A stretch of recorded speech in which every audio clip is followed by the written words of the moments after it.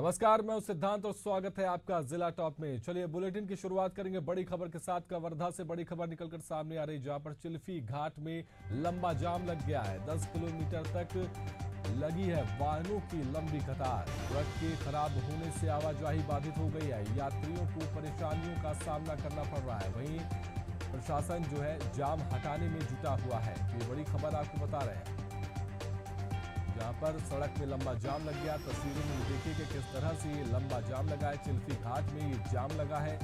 10 kilometre तक वाहनों की लंबी कतार लग गई है। ट्रक के खराब होने की वजह से आवाजाही बाधित हुई है, जिसके बाद एक एक करके गाड़ियां पीछे लगती गई और लंबा जाम लग गया। यात्रियों को परेशानी का सामना करना पड़ रहा है। जाम हटाने के लिए प्रशासन जुटा हुआ है।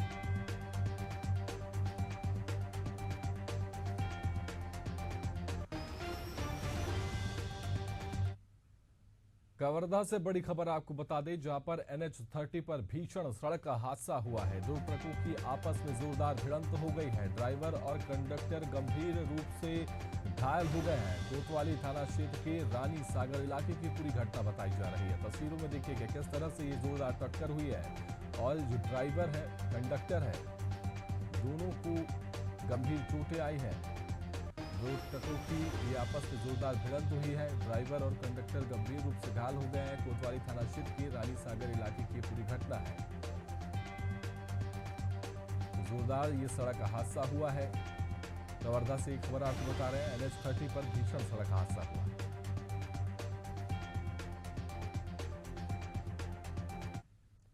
गरियाबंद से बड़ी खबर, जहां पर पोटाश बम से घायल हुई है मादा हाथी। ये बड़ी खबर आपको बता रहे हैं, पोटाश बम से मादा हाथी घायल हो गई है। वन विभाग ने रेस्क्यू ऑपरेशन शुरू कर दिया है। घायल हाथी की खोज में वन विभाग जुटा हुआ है।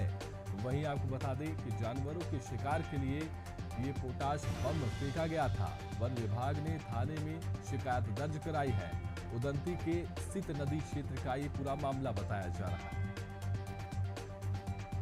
तो ये बड़ी खबर आपको बता रहे हैं, जहां पर पोटाश बम से मादा हाथी घायल हुई है।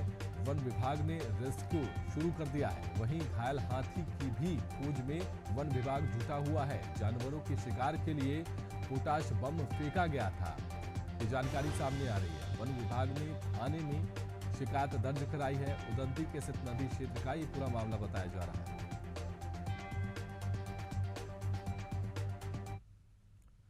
मुजफ्फरनगर से बड़ी खबर आपको बता दें, जहां पर रिश्ते शर्मसार हुए हैं। बड़ी खबर आपको बता रहे हैं, मुजफ्फरनगर में रिश्ते शर्मसार हुए हैं। कलयुगी चाचा ने भतीजी के साथ दुष्कर्म किया है।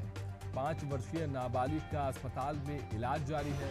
वहीं पुलिस ने आरोपी चाचा को गिरफ्तार कर लिया है। मुजफ्फरनगर के खतौली कोतवाली क्षेत्र का ये पूरा मामला बताया जा रहा है। तो इंसानियत एक बार फिर से शर्मसार नजर आ रही है। कलयुगी चाचा ने भतीजी के साथ दुष्कर्म किया है। 5 वर्षीय नाबालिग का अस्पताल में इलाज चल रहा है। वहीं आपको बता दें कि आरोपी चाचा को पुलिस ने गिरफ्तार कर लिया है। मुजफ्फरनगर के खतौली कोतवाली क्षेत्र का ये पूरा मामला है।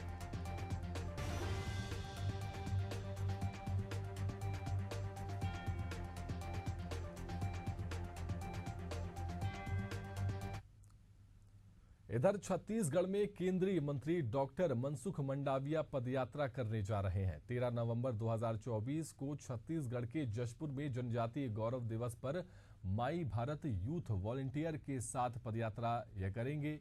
इस पदयात्रा में छत्तीसगढ़ के मुख्यमंत्री विष्णुदेव साय के साथ राज्य के अन्य मंत्री भी शामिल होंगे। ये कार्यक्रम बिरसा मुंडा की जन्म जयंती के उपलक्ष्य में उनकी विरासत और देश के विकास में आदिवासी समुदायों के महत्वपूर्ण योगदान के सम्मान में मनाया जाएगा। कार्यक्रम में आदिवासी विरासत को याद करने, समावेशित को बढ़ाने और आदिवासी समुदायों को लाभ पहुंचाने वाली होगी।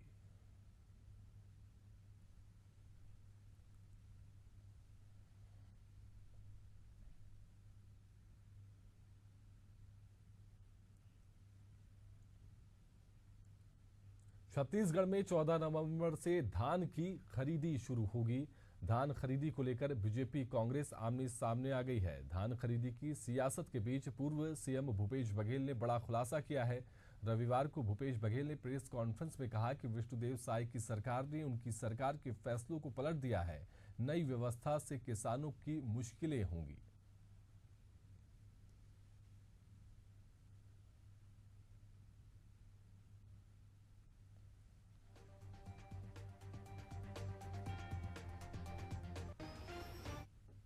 3 दिन में किसानों को भुगतान हो जाना चाहिए। और पिछले 2 सालों में आपने देखा होगा कि कोई किसान न बैंक का चक्कर काटता था, न ही धान खरीदी केंद्र में वो चक्कर लगाते थे। सभी कुछ व्यवस्थित, न धान जाम होता था, उठाव भी निरंतर चलते रहता था। और इस कारण से धान उठाव से लेके किसान के राशि के भुगतान तक बहुत ही स्मूथली सब काम हो रहा था। लेकिन ये सरकार विष्णुदेव के बनने के बाद ये धान नहीं खरीदना चाहती, ये आरोप हम लोग पिछले समय भी लगा रहे हैं। इसके पहले भी 2-3 प्रेस कॉन्फ्रेंस मैंने भी किया कि सरकार नहीं चाहती। पहली बात तो है कि धान खरीदी 1 नवंबर से बढ़ा के 14 नवंबर कर दिया। दूसरा, पूरे 75 दिन में 35 दिन लगभग छुट्टी में समाप्त हो जाएगा, तो केवल हाथ में केवल 40-45 दिन ही बचेंगे। 45 दिन केवल धान खरीदी होगा और 160 लाख टन। दुर्ग के पुलगांव थाना क्षेत्र के शिवपारा में मिशनरियों ने वृद्ध महिला के घर पर कब्जा कर चर्च खोल दिया और प्रार्थना सभा आयोजित करने लगे। बता दें कि महिला ने बेटे के शराब की आदत को छुड़ाने के लिए लोगों की सलाह पर कुछ दिनों से घर पर पास्टर से प्रेयर करवा रही थी, लेकिन कुछ दिन बाद जब महिला ने मना किया तो वे घर तोड़वाने की धमकी देने लगे। मना करने के बावजूद भी रविवार को जबरदस्ती घर में प्रेयर करने लगे, जिसके बाद महिला ने हिंदू संगठन के कार्यकर्ताओं से संपर्क कर अपनी पीड़ा बताई, जिसके बाद कार्यकर्ताओं की सूचना पर पुलगांव थाना पुलिस ने दबिश देकर मिशनरियों को रोका और पास्टर सहित तकरीबन 10 लोगों को पकड़कर पूछताछ के लिए थाने ले गई। इस दौरान काफी विवाद भी हुआ। बताया जा रहा है कि वृद्ध महिला की बहू भी इस काम में मिशनरियों के साथ शामिल थी।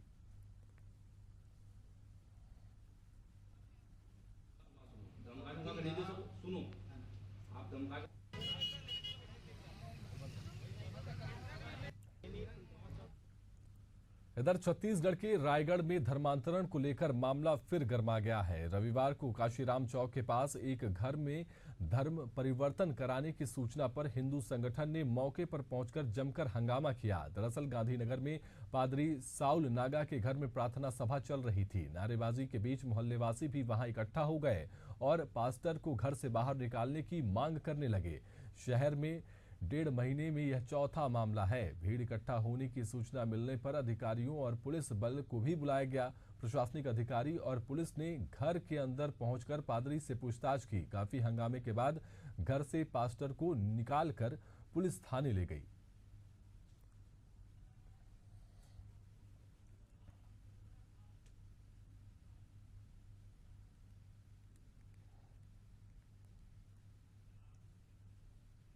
बालोद जिले के पुरूर थाना इलाके में एक व्यक्ति अश्लील वीडियो कॉल के माध्यम से ठगी का शिकार हो गया और लाखों रुपए गंवा दिए। दरअसल चंदन बिरही के रहने वाले सुमन लाल साहू के पास लगातार 3 दिनों से अज्ञात नंबर से वीडियो कॉल आ रहा है। पहले तो उसने नजरअंदाज किया, फिर एक दिन वीडियो कॉल उठाया जिसमें एक युवती नग्न अवस्था में दिखी और वह व्यक्ति भी अर्धनग्न हो गया। इस दौरान अज्ञात व्यक्ति ने उसका स्क्रीनशॉट ले लिया, जिसके बाद कई नंबरों से अपने आप को दिल्ली पुलिस व यूट्यूबर बताते हुए कार्रवाई करने और यूट्यूब पर उनकी फोटो डाल देने की धमकी देते हुए पैसे ऐंठने लगा। जिसके बाद पीड़ित ने धीरे धीरे कर 3,50,000 रुपए उनके बताए गए खातों में डालने लगा। जब ठगों ने और पैसे मांगे तब उन्हें ठगी का एहसास हुआ और फिर पुरुष थाना पहुंचकर उनके साथ हुई घटना की शिकायत की। पुलिस ने शिकायत के आधार पर अज्ञात आरोपियों के खिलाफ मामला दर्ज कर जांच में जुट गई है। इस तरीके से उन्होंने 3 बार में करके 3.5 लाख रुपए जो है उससे अलग अलग तारीखों में उससे डलवा लिए पैसे। और जब ये इसके पास पैसे नहीं बचे, जब बहुत ज़्यादा परेशान हो गया, तब फिर जो है इसने थाना में आकर पुरू थाना में इसकी रिपोर्ट दर्ज कराई। तो जिस पर से जो है एक्सटॉर्शन की और धोखाधड़ी की और IT एक्ट के अंतर्गत उसमें जो जिस बैंक अकाउंट में पैसे लिए हैं और जिस मोबाइल से कॉल आ रहे थे, उन सब के विरुद्ध में जो है अपराध पंजीबद्ध किया गया है और इसकी विवेचना की जा रही है। इधर मध्य प्रदेश की राजधानी भोपाल में क्राइम ब्रांच पुलिस ने एक बड़ी कार्रवाई करते हुए 15 जुआरियों को टीला जमालपुर थाना क्षेत्र से गिरफ्तार किया है। आरोपियों के पास से करीब 2,90,000 रुपए और एक पिस्तौल बरामद की गई है। बता दें कि लंबे समय से जुए को लेकर भोपाल क्राइम ब्रांच को शिकायतें मिल रही थी। एक बार पुलिस ने दबिश भी दी थी, लेकिन कुछ नहीं मिला। दूसरी बार पुलिस ने मुखबिर की सूचना पर कार्रवाई की, जहां पुलिस को करीब 15 जुआरी जुआ खेलते हुए मिल गए। फिलहाल पुलिस ने आरोपियों को गिरफ्तार कर जुआ एक्ट के तहत कार्रवाई की है।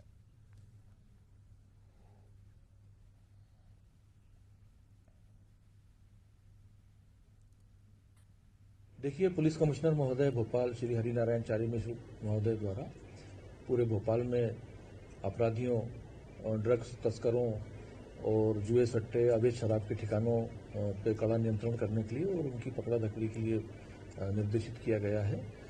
उसी कड़ी में क्राइम ब्रांच के DCP महोदय को बहुत लंबे समय से ऐसी सूचना मिल रही थी कि अरशद बब्बा नाम का एक कुख्यात अपराधी जो कई मामलों में सजा याफ्ता है, टीला जमालपुरा क्षेत्र में जुए का अड्डा चला रहा है। इस सूचना पे बहुत गंभीरता से लेते हुए टीम की गठन किया गया क्राइम ब्रांच द्वारा और एक ठोस सूचना, पक्की सूचना के आधार पे क्राइम ब्रांच की टीम द्वारा आज सुबह दबिश देके अरशद बब्बा के ठिकाने से जुआ खेलते हुए 15 जुआरियों को रंगे हाथों गिरफ्तार करने में सफलता प्राप्त की है, जिनके पोजीशन से 2,90,000 रुपये बरामद हुए हैं। उस स्थान की तलाशी लेने पे एक पिस्टल जो कि अवैध पाई गई है और जिंदा कारतूस को बरामद करने में सफलता प्राप्त हुई है। भोपाल के TT नगर स्टेडियम में गोला फेंक खेल का प्रशिक्षण ले रहे खिलाड़ी की संदिग्ध परिस्थितियों में मौत हो गई। शुक्रवार दोपहर जब दोस्त कमरे में पहुंचे तो उन्हें वह मृत मिला। पुलिस का कहना है कि पोस्टमार्टम रिपोर्ट के बाद ही मौत के कारणों का खुलासा हो सकेगा। शुरुआती तौर पर माना जा रहा है कि हार्ट अटैक आने की वजह से उसकी मौत हुई है।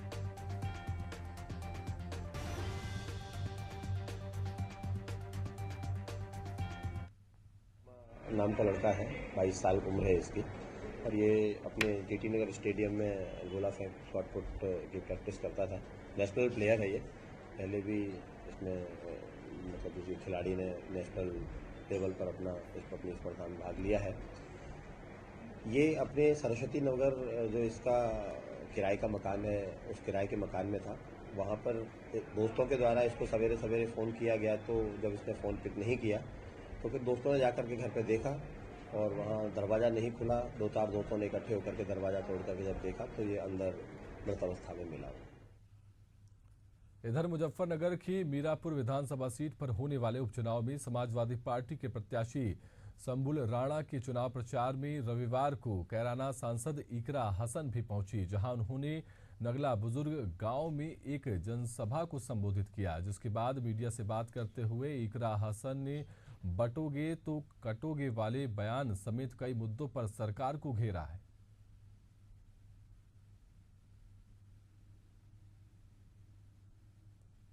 9 सीटों पर यूपी में चुनाव है। 9 सीटों पर हम चुनाव लड़ रहे हैं और हर जगह मजबूती से हमारी पार्टी चुनाव लड़ने का काम कर रही है।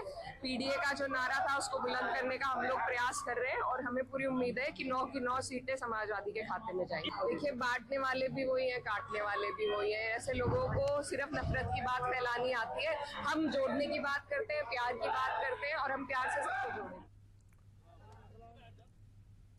खबर उत्तराखंड के देहरादून से है, जहां पर राष्ट्रमंडल संसदीय संघ के 67वें सम्मेलन से लौटने के बाद विधानसभा अध्यक्ष रितु खंडूरी भूषण ने पत्रकारों से बात करते हुए कहा कि मेरे साथ एक अन्य स्पीकर को एग्जीक्यूटिव कमेटी ने नॉमिनेट किया गया है और इस बैठक में काफी अच्छी सकारात्मक चर्चाएं हुई हैं।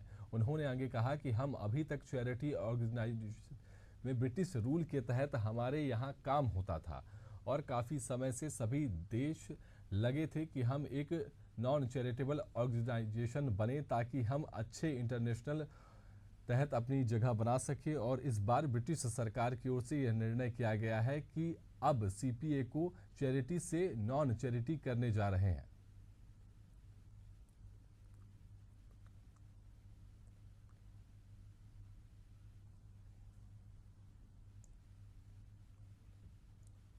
उत्तराखंड क्रांति दल के संरक्षक त्रिवेंद्र सिंह रावत मसूरी पहुंचे, जहां उन्होंने प्रेस वार्ता कर कहा कि 2027 में उत्तराखंड क्रांति दल पूर्ण बहुमत के साथ प्रदेश में सरकार बनाने जा रही है और सत्ता में आने के 24 घंटे के अंदर गैरसैंण को स्थायी राजधानी घोषित करेगी। उन्होंने कहा कि मुख्यमंत्री धामी यूनिफॉर्म सिविल कोड को लेकर बड़ी बड़ी बातें कर रहे हैं, लेकिन यूनिफॉर्म सिविल कोड जनता के अभिशाप स्थापित होगा। उन्होंने आगे कहा कि प्रदेश सरकार भू कानून और मूल निवास को लेकर जनता को गुमराह करने का काम कर रही है, जो किसी भी हाल में बर्दाश्त नहीं किया जाएगा।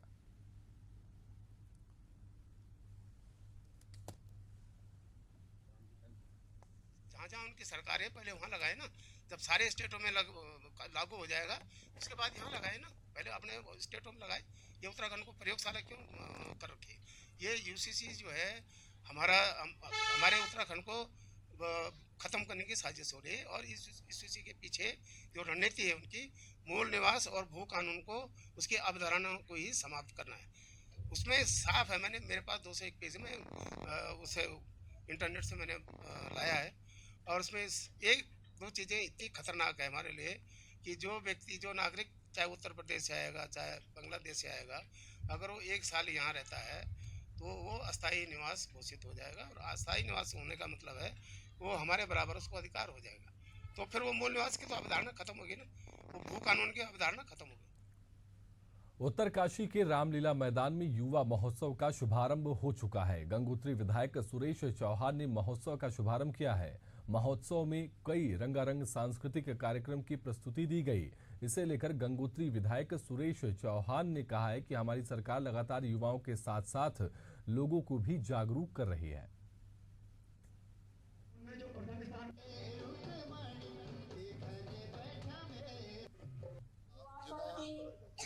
युवा महोत्सव का शुभारंभ हुआ है और इससे पूर्व मैं आपको जानता हूँ कि ये विभिन्न विकास खंडों में 6 और 7 तारीख को आयोजित किया गया और जो बच्चे वहाँ लोक नृत्य, लोकगीत और एकांकी में जो फर्स्ट सेकंड वो जनपद स्तर में प्रतिभा कर रहे हैं।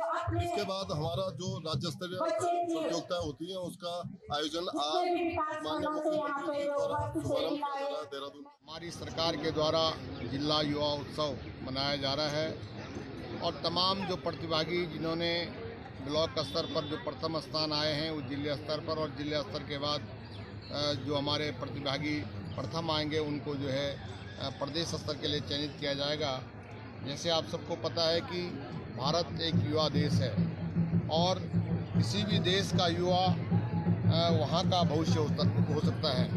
तो लगातार हमारी सरकार एक प्रयास कर रही है कि कैसे युवा हमारा संस्कारवान हो, कैसे हमारा युवा शक्तिशाली हो और उसके लिए जो उनके अंदर जो कलाएं, जो प्रतिभा, जो उनके अंदर हुनर जो छुपा हुआ, वो कैसे गांव से लेके ब्लॉक स्तर और ब्लॉक स्तर से कैसे जो है जनपद स्तर पर पहुंचे। तो निरंतर हमारी सरकार के द्वारा लगातार ऐसे प्रयास किए जा रहे हैं और जिसका कहीं ना कहीं हम सबको, हमारे तमाम युवाओं को उसका लाभ मिल रहा है। हमारे गांव में छुपी हुई जो उनके अंदर जो तमाम प्रकार की प्रतिभागिता है, चाहे वो खेल से संबंधित हो, चाहे वो सांस्कृतिक से संबंधित हो, इन मंचों के माध्यम से वो आगे बढ़ रहे हैं। जिला टॉप में फिलहाल के लिए इतना ही। आप देखते रहिए एशियन न्यूज। नमस्कार।